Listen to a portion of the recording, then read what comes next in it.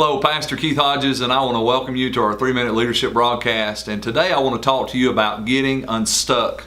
If you think about it, many times as leaders, we're just spinning our wheels. We've got our foot on the accelerator, but in reality, we're really not going anywhere. And so today, I want us to read Ecclesiastes 10, verse 10, because I believe it really has the secret to getting unstuck and really moving to the next level that God has, whether it be in our ministry, our family, or in your own personal life as you grow in your relationship with God. Ecclesiastes 10:10 says, "If the axe is dull and one does not sharpen the edge, then he must use more strength, but wisdom brings success." So the scripture says that a dull axe requires more strength, right? We can work harder, but actually never move forward into what God has called us to do.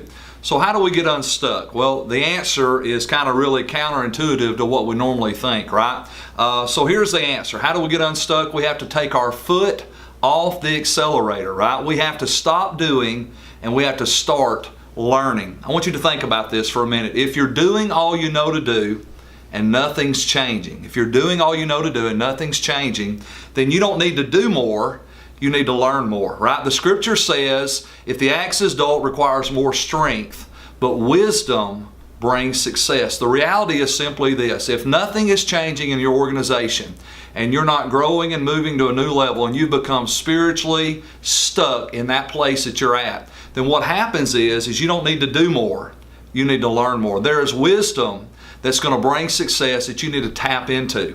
So think about this for a minute. If you're not learning, then you're not growing. And if you're not growing, then you're not advancing. And if you're not advancing, then you are stuck. So I want to give you just 3 very simple practices, 3 things that I believe as leaders we have to literally put into our schedule if we want to begin to grow, if we want to break through those barriers and we want to get unstuck. So the first thing we have to schedule is we have to schedule time to read books. Now, I'm not talking about your sermon preparation. I'm not talking about research for a message. I'm talking about reading books in the area that you find yourself stuck in, whether that's discipleship, evangelism, outreach, or leadership.